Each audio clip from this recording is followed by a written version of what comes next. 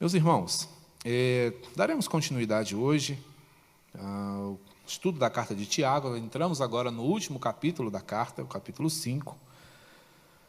Quero também deixar registrada aqui a minha gratidão pela compreensão dos irmãos quanto à semana passada, a minha ausência repentina, mas eu costumo também dizer, a morte ela não pede licença, ela chega sem avisar e altera a nossa rotina e todo o nosso cronograma.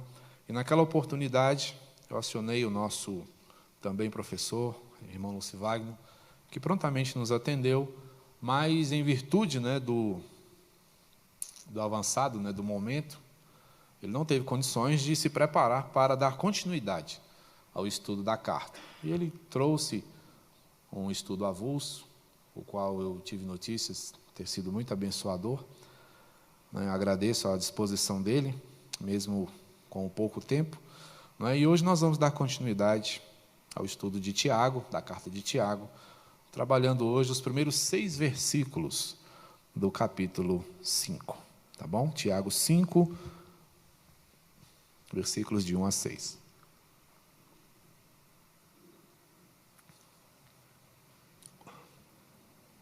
Os quais dizem assim: Atendei agora, ricos, chorai lamentando por causa das vossas desventuras que vos sobrevirão.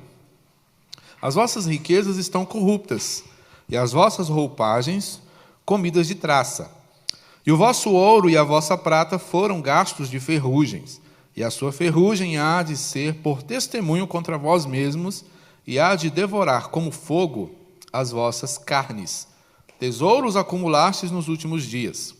Eis que o salário dos trabalhadores que ceifaram os vossos campos e que por vós foi retido com fraude, está clamando. E os clamores dos ceifeiros penetraram até os ouvidos do Senhor dos Exércitos. Tendes vivido regaladamente sobre a terra. Tendes vivido nos prazeres e tendes engordado o vosso coração em dia de matança. Tendes condenado e matado o justo, sem que ele vos faça resistência. Senhor Deus, muito obrigado por tua palavra. Ensina-nos nesta manhã, te suplicamos, em nome de Jesus. Amém. A carta de Tiago é uma carta de denúncia. Tiago, ele tem como propósito levantar algumas questões que estavam sendo esquecidas. Questões importantes que prejudicavam grandemente a caminhada do povo.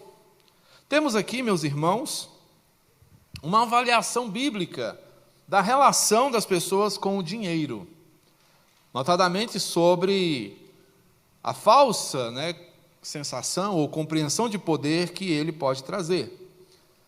O dinheiro, sim, é um assunto importante, ele versa em todas as esferas que nós temos conhecimento. A política toca muito nesse tema, o jornalismo, tudo ao nosso redor tem uma relação muito grande com o dinheiro. E, de início, nós já dizemos aqui, o objetivo não é demonizar o dinheiro. Não é essa a perspectiva de Tiago, não é isso que ele faz, mas Tiago faz uma denúncia, e denúncia tem como propósito observar e reorganizar, reorientar comportamentos em relação a alguma coisa. E aqui, a perspectiva de Tiago é prestar uma orientação às pessoas quanto ao seu relacionamento com o dinheiro.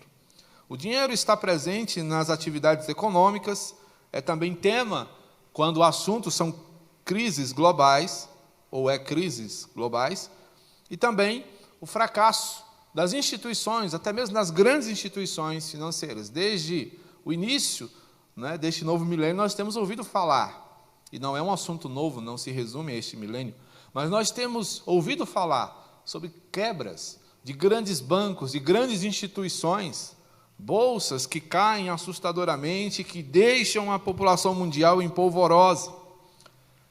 Porque o dinheiro ele vem acompanhado de um significado que muitas vezes é mal compreendido por nós. E achamos que o dinheiro, ou o possuir dinheiro, é a garantia de status, de segurança e de importância. Isso se dá muitas vezes porque fazemos do dinheiro o ídolo do nosso coração, a fonte da nossa sustentação, ou seja, se eu tiver dinheiro, estarei tranquilo, se eu tiver sobrando, não terei problemas. Nós estamos sempre às voltas com essas questões envolvendo as nossas finanças. Falamos constantemente e também hoje na mídia social está presente essa temática de estabilidade financeira, tranquilidade financeira.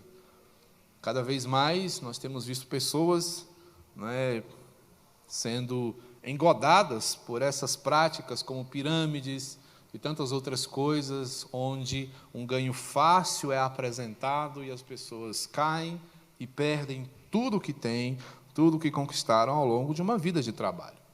Então, ambições e desarranjos estão envolvidos nessas questões. Sendo assim, muitas vezes, observando tantos problemas relacionados ao dinheiro, nós somos tentados a pensar: o dinheiro é maldito. Para que dinheiro? Onde há dinheiro há problema, mas não é isso que a palavra de Deus nos diz, porque o problema não é ter necessariamente o dinheiro.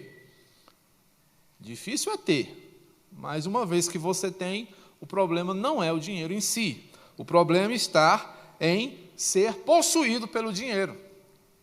É quando fazemos do dinheiro o nosso Senhor. É quando fazemos dele algo a quem nós somos submissos totalmente. O problema está em vermos no dinheiro, a razão para o nosso viver. É como se disséssemos: sem isso eu não vivo. Óbvio que o dinheiro ele é necessário para tudo. A gente precisa de dinheiro para fazer missões. A gente precisa de dinheiro para comer. A gente precisa de dinheiro para cuidar. Em se tratando de saúde, estamos pensando em dos bens mais caros que nós temos hoje. Não é fácil lidar com um tratamento de saúde. Então, o problema não é a bênção. Precisamos entender que os recursos que nós podemos angariar são bênçãos, são coisas que vêm do Senhor para nós, conforme Deuteronômio vai nos dizer lá no capítulo 8, verso 18, Moisés está dizendo ao povo: antes te lembrarás do Senhor teu Deus, porque é Ele que te dá força para adquirires riquezas. Então, se nós, por meio do trabalho, por meio da capacidade, da inteligência, alcançamos a posse de recursos, é importante que entendamos, antes de qualquer coisa, que isso é um presente de Deus para nós. É Ele quem nos está dando. Portanto, quando eu olho para o meu dinheiro, para o meu recurso, para as minhas coisas e digo: isso aqui me torna uma pessoa melhor que as outras, eu estou deturpando a compreensão do que seja a bênção do Senhor para mim. E é isso que Moisés está fazendo aqui quando ele alerta o povo. Porque o objetivo de o Senhor nos abençoar dessa forma é confirmar a sua aliança. Aliança que, conforme Moisés, ele fez sob juramento. Promessa que ele fez aos que vieram antes. Então, o Senhor confirma a sua fidelidade ao nos permitir angariar algumas coisas. Então, antes de nós nos sentirmos os tais, os grandes, os poderosos, reconheçamos que somos abençoados por Deus. Então, o problema não está na bênção. O problema está em amar a bênção mais do que o Criador. E é isso que Paulo vai orientar Timóteo a fazer, porque os ricos da igreja de Timóteo não estavam entendendo isso. Estavam se colocando em posição superior aos demais. E ele vai falar: o amor do dinheiro é a raiz de todos os males. O problema, então, não é o dinheiro, mas a maneira como eu me relaciono com ele. Se eu amo o dinheiro, aí eu encontro problemas. Se eu amo a riqueza, se eu amo meus recursos, se tudo que eu tenho é o que dá sentido à minha vida, aí nós temos um problema instalado, um problema grandioso para enfrentarmos aí. Não é? Portanto, ele está falando da maneira como as pessoas adquirem riqueza.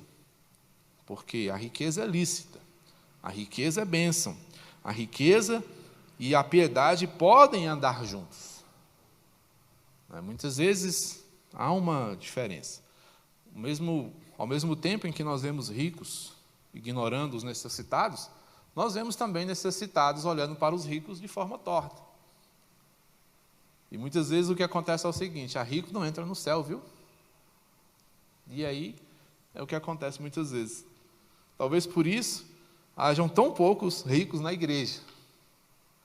E aí onde a gente encontra os problemas, e é por isso que a igreja muitas vezes ela é mendicante, não é? Porque pessoas com recursos muitas vezes não encontram, não é, espaço na igreja porque são tidas como pessoas já condenadas. São problemas que nós constatamos ao longo da vida. Mas qual é a bronca então? Qual é o problema? O que Tiago quer dizer aqui? Tiago está aqui abordando 3 grandes temas. Primeiramente, o enriquecimento ilícito. O problema não é ser rico, mas é como você enriquece. O problema não é ter, mas é como você adquire o que você tem. Segunda coisa que ele vai abordar são os propósitos duvidosos. Para que você quer ter o que você tem? Qual é o objetivo? E é uma pergunta difícil, porque muitas vezes quando você quer ficar rico, por quê? A pessoa não sabe responder. Aí ela começa, não, mas eu ia ajudar uma instituição, eu ia dar um bom dízimo, eu ia fazer isso, eu ia fazer aquilo. Normalmente as pessoas não sabem o que fazer com o dinheiro. Você pode chegar lá na fila da lotérica e perguntar para aquelas pessoas, elas não vão saber responder. E elas vão apresentar uma lista de sonhos absurdos. Vou comprar uma fazenda, vou encher de gado, vou namorar muito, vou comprar um carro todo mês, sei lá, são coisas assim absurdas, né? E isso mostra muitas vezes que nós não sabemos o que fazer com os sonhos que nós temos. Então Tiago ele aborda essa outra questão: vocês não sabem o que fazer, os propósitos de vocês são escusos. E depois ele vai também levantar aqui uma questão sobre o acúmulo, que é a avareza, né? O avarento, ele só quer ganhar, mas ele, quando pensa em gastar, ele morre, ele sofre, né? Porque o prazer dele está em ter. E é justamente decorrência desses propósitos duvidosos. Ele não sabe o que fazer, então ele guarda, né, e fica ali todo dia, vai lá, dá uma olhada no dinheiro. Que bom que você está aí, meu dinheirinho. Muito bem. Mas ele não é sensível às necessidades que estão ao seu redor. E tudo isso estava acontecendo na igreja. Então Deus orienta o seu povo a usar devidamente o seu dinheiro, os seus recursos. Então, se o Senhor nos abençoa, há um propósito. Se o Senhor nos dá, é porque Ele quer ver isso sendo aplicado e desenvolvido de maneira correta. É Tiago também que vai falar que muitas vezes o Senhor não nos dá porque o nosso pedido é egocêntrico, é egolátrico.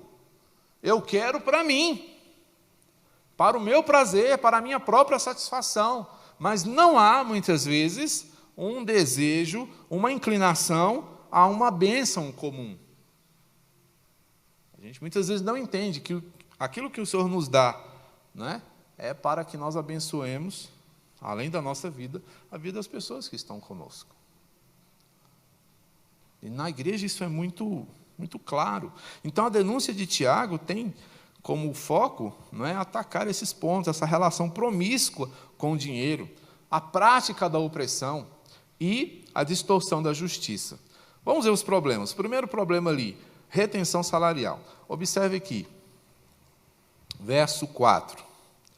Eis que o salário dos trabalhadores que ceifaram os vossos campos e que foi por vós retido com fraude, está clamando. E os clamores dos ceifeiros penetraram até os ouvidos do Senhor dos Exércitos. Olha que interessante. Injustiça sendo feita, injustiça salarial. O Senhor reprova isso. Então são coisas muito simples, porque quando a gente pega aquela máxima de Lutero, quando ele responde o sapateiro, né? O sapateiro diz: Senhor Lutero, como é que eu posso servir ao Senhor? O sapateiro tinha em mente que talvez o Senhor não se agradasse do serviço dele. É um serviço comum, né? Hoje raro, você não encontra um sapateiro fácil. Mas aí, a resposta de Lutero foi interessante. Faça o melhor sapato e venda pelo preço justo. Você estará servindo ao Senhor com a sua vocação. Da mesma maneira, o que o Senhor está dizendo aqui a estes patrões é que eles sejam justos com seus trabalhadores. que eles paguem o que é devido, que eles paguem um salário justo. O que não estava acontecendo, eles estavam segurando o salário. Já tive notícias de pessoas que trabalharam em fazendas, por exemplo, e que eram obrigadas a comprar no armazém que existia na fazenda, que era do dono da fazenda, que possuía um preço absurdo, e que quando eles iam receber o pagamento, eles ainda ficavam devendo. Descontava a conta do armazém, ele ainda ficava devendo, e dessa forma ele continuava preso àquele trabalho infinitamente. Um regime de escravidão. O salário era apenas uma fachada, não existia salário. É desse tipo de atitude que Tiago está falando. É do ferir a dignidade do trabalhador. E qual é? Do que o trabalhador é digno? Do seu salário. 1 Timóteo 5,18. É injustiça quando o salário é retido. Não é? Então, se exigimos, se também temos a perspectiva de sermos fiéis em nosso trabalho, e isso também é importante, o trabalhador, ele não pode fingir que trabalha, o empregador também tem que ser justo, pagar tudo o que é devido ao trabalhador. Então, a retenção salarial era um problema, e pessoas estavam enriquecendo na igreja por conta disso. Então, é assim, enriquecendo com dinheiro que não era deles. A outra coisa era o controle da justiça. Tendes condenado e matado o justo, verso 6. Então, aquelas pessoas que possuíam dinheiro faziam o que nós hoje, né? Infelizmente, temos conhecimento, acontece tanto. É o suborno, são as ambições, as propinas, o favorecimento. E às vezes a gente acha que isso é coisa só de instituição grande, de pessoas de elevado nível, mas isso acontece também nos nossos dias. Quando você faz qualquer coisa para obter uma vantagem, você está fazendo esse tipo de coisa, controlando a justiça. Então é importante a gente pensar que aquilo que nós temos não nos é dado para que nós possamos, não é, desenvolver o nosso jeitinho, que infelizmente já ganhou uma peixe de ser só nosso, jeitinho brasileiro. Mas todas essas atitudes estão fundamentadas em uma única atitude reprovável, que é o egoísmo, a prevaricação, ou seja, quando eu me valho dos recursos que eu tenho, da influência que eu possuo, das coisas que Deus me deu para favorecimento próprio. Então, é o que Tiago está combatendo ali. Então, antes, irmãos, de nós termos atitudes simples, como a de furar uma fila, isso não mata ninguém, mata sim, prejudica sim. Mas o maior prejuízo, antes de qualquer coisa, é o desagrado ao Senhor. Um Deus justo não suporta atitudes como essas. Então, problemas como retenção salarial e o controle da justiça eram coisas que Tiago estava combatendo ali. Mas uma outra coisa que ele vai destacar é o emprego da riqueza. O que as pessoas estão fazendo com esse dinheiro? No verso 13 ele vai dizer: o vosso ouro e a vossa prata foram gastos de ferrugens, e a sua ferrugem há de ser testemunho contra vós mesmos, e há de devorar como fogo as vossas carnes. Tesouros acumulastes nos últimos dias. Eis que os trabalhadores, o salário dos trabalhadores que ceifaram os vossos campos, e que por vós foi retido com fraude, está clamando. Os clamores dos ceifeiros penetraram até os ouvidos do Senhor dos Exércitos. Tendes vivido regaladamente sobre a terra, tendes vivido nos prazeres, e tendes engordado o vosso coração em dia de matança. Aqui está o grande problema.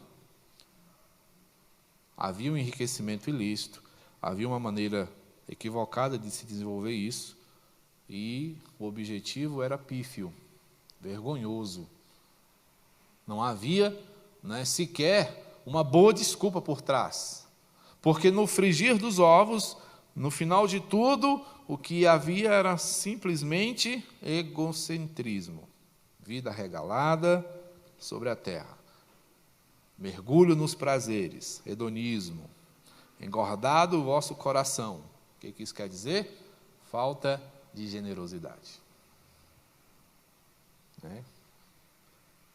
Venha a nós, vosso reino, de jeito nenhum, né? Então, só para mim. Então, a pergunta que fiz no início, para que você quer ficar rico? Então, a questão aqui da aquisição e da aplicação. Não é? Quem entende um mínimo de contabilidade sabe que tudo que entra tem que sair. Mas se só entra, não está certo. Não fecha. Não equilibra. Beleza, entrou, mas foi para onde? Ah, está guardado. Para quê? Há um grande problema quando as pessoas seguram dinheiro. Isso aqui não é ser contrário, tá? A economia, a poupança, a previdência. Não é essa a ideia. Mas é mais a ideia de você pensar com o coração mergulhado na avareza.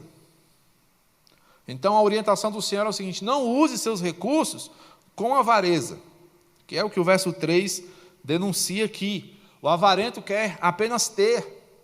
Ele esquece que o trabalhador está desenvolvendo a sua riqueza. O trabalhador está ali fazendo com que o seu empreendimento vá adiante. Óbvio, pensamos aqui nos bons trabalhadores, tá? Trabalhadores fiéis. São parceiros. E o bom trabalhador vai entender uma coisa fundamental: a fidelidade no desempenho da sua função vai permitir a manutenção da empresa que lhe dá um salário, com o qual ele mantém sua família. Então, o trabalhador desonesto, ele está dando um tiro no próprio pé, porque ele está enfraquecendo a instituição que lhe dá renda. É isso que acontece, irmãos, quando a gente muitas vezes dá prejuízo. Não, a empresa é grande. Vamos roubar de gente grande, vamos roubar de banco. É a mesma coisa, o Senhor não olha para o tamanho, o Senhor olha para o princípio. Então, para Deus, a mesma coisa. É você roubar o camelô ou a quadrilha que rouba o banco. É o mesmo. É o mesmo ato. É o mesmo crime. É roubo. Então, às vezes a gente, não, roubou uma banana. Não, roubou um cofre. Vamos ver o que aconteceu com o cofre. Mas quem roubou a banana? Era para comer, sim, mas é roubo. Então, a gente precisa observar essas questões. Então, não use seus recursos com avareza. O Senhor requer de nós responsabilidade para com aquilo que temos. E o avarento, a primeira coisa que ele joga fora é a responsabilidade, porque ele não está nem aí se ele deve, se ele tem que pagar salário, se ele tem que arcar com custos. O avarento, ele joga tudo isso para o alto, porque ele quer manter o dinheiro apenas para si. E ele esquece que se ele tem contas a pagar, é porque ele já usufruiu dos benefícios daquelas contas. Às vezes a gente fica com o coração doído, a conta de luz veio alta. Mas você usufruiu da luz. Você ligou a sua TV. Usou seu liquidificador. Sua geladeira permaneceu ligada, conservando seus alimentos. Aí caro aí é outro mérito, é outra questão. Mas a conta vem por causa do benefício que foi prestado. Então a gente precisa considerar essas coisas. Porque a avareza, ela é idolatria, você fazer do seu recurso o seu Deus, ao qual você se dedica, ao qual você se escraviza, e por causa disso você se afasta do Senhor. A avareza, ela é a base da apostasia. Porque tira os seus olhos do Senhor e coloca os seus olhos em Mamon. Então não use seus recursos com egoísmo, com injustiça, para prejuízo de outrem. Use os seus recursos para abençoar pessoas. Então há alguns perigos que Tiago destaca aqui, que são importantes nós considerarmos. Por isso ele chama os ricos ao choro, ao lamento, à reflexão, à consideração das consequências. Verso 2, as vossas riquezas estão corruptas e as vossas roupagens comidas de traça. É interessante que ele destaca aqui coisas que normalmente são símbolos de status e de riqueza, que é o vestir-se bem e possuir muitas coisas. Mas o que ele diz? Tudo isso aí está corrupto, e a beleza das roupas de vocês, comidas de traça. Porque o vosso ouro e a vossa prata foram gastos de ferrugens, e a sua ferrugem há de ser testemunho contra vós mesmos, e há de devorar como fogo as vossas carnes. Então, como eu disse, é um tiro no pé, é algo que se volta contra o que assim vive, o que assim pratica. É o que ele chama de desvanecimento. É você tentar fundamentar a sua vida em coisas efêmeras, em coisas que passam, em coisas que quebram, em coisas que morrem, em coisas que se perdem, coisas incertas. Olha só a denúncia de Paulo lá em 1 Timóteo 6, vamos lá rapidinho. O que ele diz? 6,17.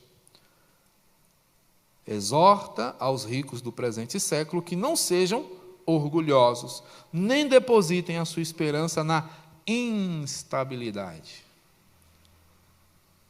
Percebam como a falta de observância bíblica nos coloca em engano, porque se fala em estabilidade, se fala em independência financeira. Não fomos chamados para a independência.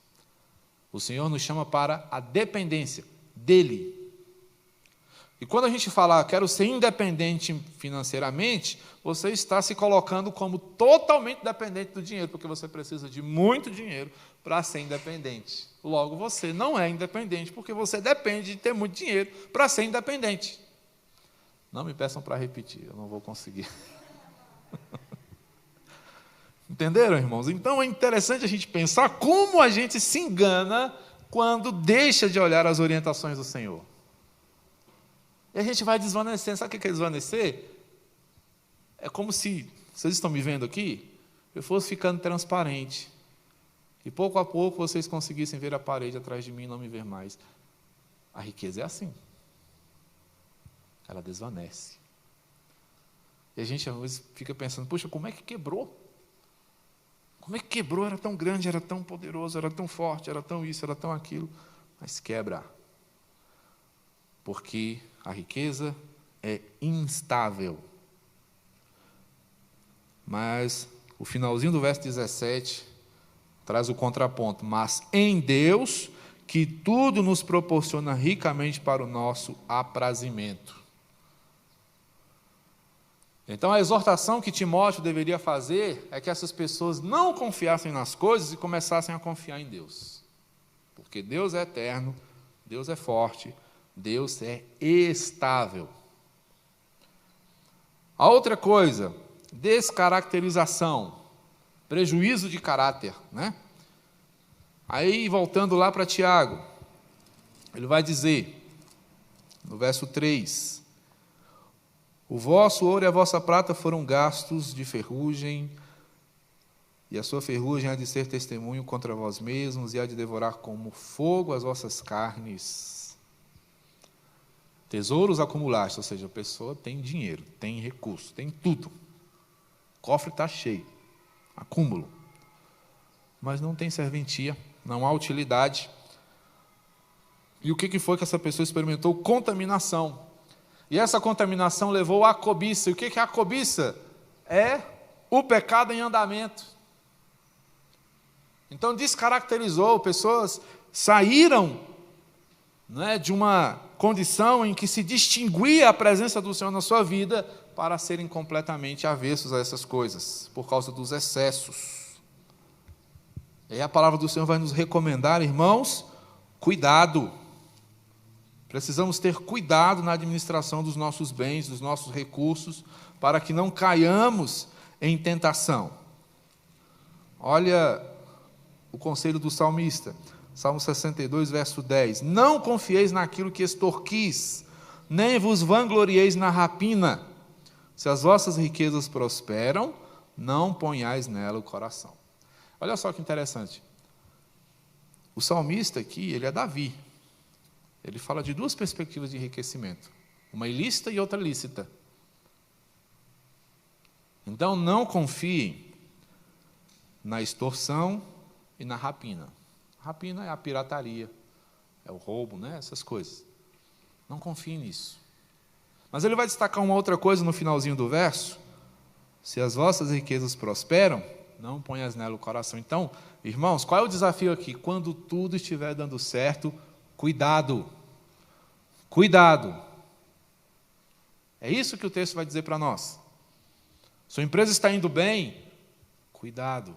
Qual é o cuidado? Com a inveja? Com o olho gordo? Não, meu irmão.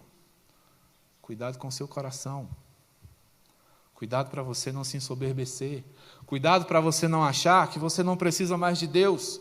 Cuidado para você não pensar que agora você pode seguir sua vida sozinho. É esse o tipo de cuidado que nós devemos ter quando as coisas começam a dar certo. É isso. A empresa está ganhando muito. Ficou difícil devolver o dízimo. O dízimo ficou grande. Não ficou, ele continua o mesmo tamanho. Agora você precisa ter cuidado para verificar se a sua fidelidade não diminuiu. Você precisa ter cuidado para ver se o seu coração não ficou agora resistente por causa do muito que você administra. É importante que você lembre que o Senhor colocou na sua mão essa bênção. Lembra da parábola? A fidelidade é abençoada com mais. Porque o Senhor sabe que somente quem é fiel tem condições de administrar muito. Então a gente precisa entender essas coisas. É privilégio, é honra. Então cuidado com o seu coração, ele vai tentar te enganar. Aí vem uma vozinha lá e fala assim, já é suficiente a metade disso aí, não precisa devolver tudo não. Devolva. Devolva e seja fiel em tudo. Tá certo? Não deixe que a sua alma se descaracterize. E a outra coisa é contentamento. Seja feliz com aquilo que o Senhor tem dado a você. É o necessário. Difícil isso, né? Porque a gente sempre tem aquela perspectiva, né? Um pedaço do bolo do outro ficou maior que o meu, por quê? O que você precisa fazer é não olhar para o bolo do outro, mas olhar para você e falar assim, que bom que tem bolo no meu prato. Porque há pratos que não tem bolo. Há pratos que estão vazios. E há quem nem possua pratos. Então a gente olha para um lado, mas esquece de olhar para o outro. E perceber que você está numa posição, muitas vezes, muito boa. E é reconhecer que nós estamos numa posição muito boa que nos faz agradecidos. E é isso que a piedade vai fazer no nosso coração. Vai nos fazer ligados nessas coisas. A falta de piedade desliga esse filtro. E aí nós incorremos em condenação. E essa condenação vem por causa da indiferença, do se deixar iludir, não é, por coisas efêmeras. E passamos por destruição e vergonha.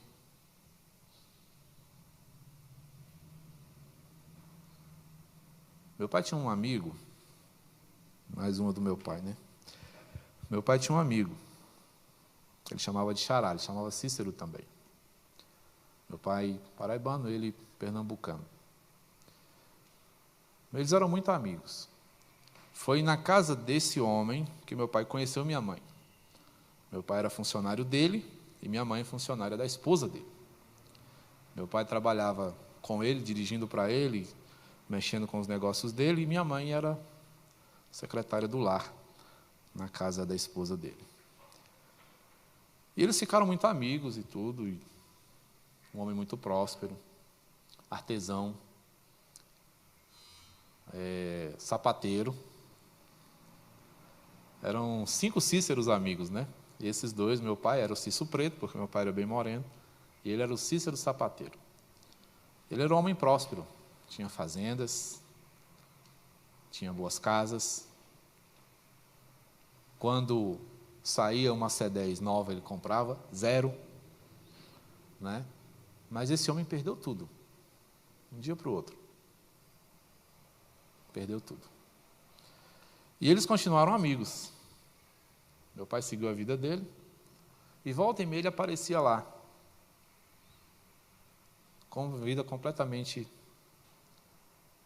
e sempre lamentando, e dizendo, eu vou recuperar tudo que eu perdi. E ele falava, né, dos erros, eu era criança, ele falava dos erros que ele cometeu, das infidelidades, das questões, das dificuldades. Mas eu vou recuperar tudo que eu perdi. Então a gente vê nessa situação, não é, como a confiança em coisas, não é, nos coloca em posição de vergonha. Meu pai falava assim, puxa, eu olho para Xará hoje e fico pensando, ele era um homem tão altivo, e hoje está aqui, sem eira nem beira. Né? Então, como a situação muitas vezes se inverte? Quando a gente muitas vezes mergulha em vergonha por causa, né, dessa nossa falsa segurança que achamos experimentar por causa das coisas que possuímos. Né? Então, a gente não pode perder o significado. E a gente perde o significado quando não entende a oportunidade. Então, não deixe passar a oportunidade que o Senhor te deu. Busque entender o propósito do Senhor para com aquilo que você possui. Então, quando você estiver celebrando, Senhor, obrigado porque o Senhor me deu, pergunte, nesse exato momento, Senhor, por que o Senhor me deu? É uma boa desconfiança. Senhor, por que o Senhor me deu? Está muito bom, mas por quê? Qual é o objetivo? E Deus vai te mostrar. E o objetivo é o bem comum. O objetivo é a justiça. Se o Senhor te levou à condição de ter pessoas ao seu lado, seja justo, seja honesto, seja verdadeiro, seja bênção. Se você está na condição de funcionário, seja bênção na vida do seu empregador. Não importa se ele é sisudo, se ele é... Não importa. Seja você um bom trabalhador. Ah, mas eu trabalho para o governo. Seja você um bom funcionário público. E eu não estou dizendo que não é, tá? Mas é a recomendação da palavra. Seja você o melhor profissional que Deus te chamou a ser. Ah, mas eu não trabalho, só cuido da minha casa. Seja você o melhor dono ou dona de casa. Faça o melhor prato para a sua família. Arrume da melhor maneira a sua casa. Faça o melhor que você pode fazer, porque isso mostra a sua gratidão. Esteja sensível às necessidades, porque riqueza e serviço andam juntos.